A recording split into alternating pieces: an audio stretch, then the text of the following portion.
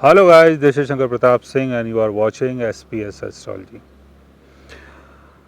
दोस्तों, आज मैं आपको बताने वाला हूं राहु जब आपके D9 चार्ट के 6th हाउस में होता है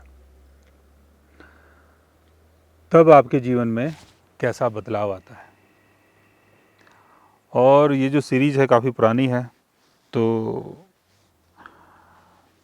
D9 चार्ट के 5th हाउस तक राहु का असर कैसा होता है वो मैंने बताया था, लेकिन कुछ बीच में सीरीज जो है बीच में ड्रॉप हो गई थी। तो आज मैं आपको बताऊंगा कि राहु अगर आपके बर्थ चार्ट के यानी D9 चार्ट के 6th हाउस में होता है तब आप किन चीज़ों को एक्सपीरियंस करते हैं।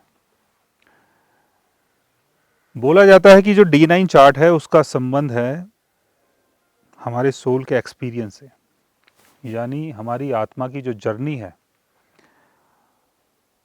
वो D9 चार्ट से दिखाई देती है कि हमारी जो सोल है वो किन चीज़ों को एक्सपीरियंस कर रही है और कौन सा बदलाव हमारे जीवन में आ रहा है। और दूसरा, D9 चार्ट को मैरिज का चार्ट भी बोला जाता है कि अगर आपको शादी करनी है तो लाइफ पार्टनर कैसा होगा, उसके साथ जो आपके संबंध हैं वो कैसे होंगे। ये सारी चीज़ें D9 चार्ट से देखी जाती हैं। दूसरा, 35 की एज के बाद आपके जीवन में कौन सा बदलाव आएगा वो भी D9 चार्ट से देखा जाता है। तो अगर आप 35 को क्रॉस कर चुके हैं तो D9 चार्ट को ज़रूर देखें, बिकॉज़ D9 चार्ट में आपको दिखाई देगा कि आपके जीवन में कौन सा बदलाव आ रहा है और आप किस तरफ बढ़ रहे हैं और आपकी जो सोल है वो किन चीज़ों को एक्सपीरियंस कर रही है। राहु को जैसे हम जानते हैं कि राहु हमारी डिज़ायर है, हमारा पैशन है, राहु हमारा गोल है, राहु हमारा फ्यूचर है। 6th हाउस का संबंध क्राइम से है, एलिगेशन से है, और जितने भी ऑब्स्टेकल्स होते हैं उनका संबंध 6th हाउस से है। 6th हाउस का संबंध कोर्ट केसेस से है, कर्जे से है, लड़ाई झगड़े से है, एडिक्शन से है। तो 35 की एज के बाद जब आप 35 को क्रॉस करते हैं तो 6th हाउस से संबंधित चीज़ों को आप एक्सपीरियंस करना शुरू कर देते हैं।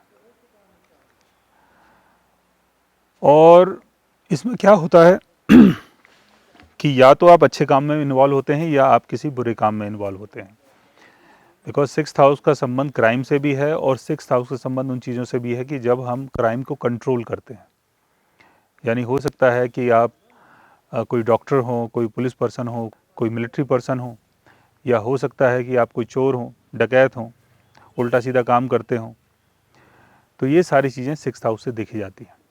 लेकिन उसके लिए आपको राहु के लॉर्ड की प्लेसमेंट को देखना है कि राहु का लॉर्ड अगर अच्छी पोजीशन में है तो आपका जो काम है वो अच्छा होगा। राहु का लॉर्ड अगर बुरी पोजीशन में है तो हो सकता है कि आप गलत तरीके में, मतलब गलत तरीके से चीज़ों को करें 35 की एज के बाद।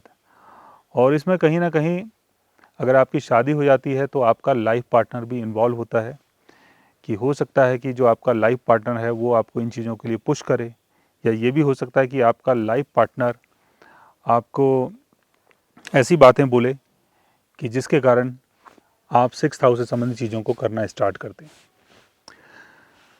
तो राहु की प्लेसमेंट यहाँ पर देखनी पड़ती है कि राहु का लॉर्ड यानी 6th हाउस का लॉर्ड अगर अच्छी पोजीशन में है तो 35 की एज के बाद ये राहु आपको गेन करवाता है और 6th हाउस से संबंधित चीज़ों का आप एक्सपीरियंस करते हैं।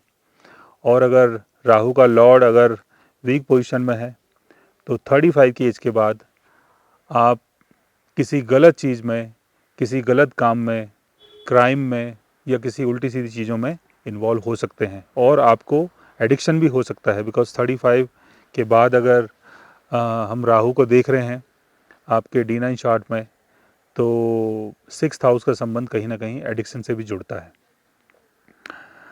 तो अगर आपके साथ भी कुछ ऐसी चीज़ें हो रही हैं या आप अपने राहु को ऐसा कुछ एक्सपीरियंस कर रहे हैं और आप कुछ अगर जानना चाहते हैं राहु के बारे में, तो उसके लिए आप हमारे चैनल को सब्सक्राइब कर सकते हैं।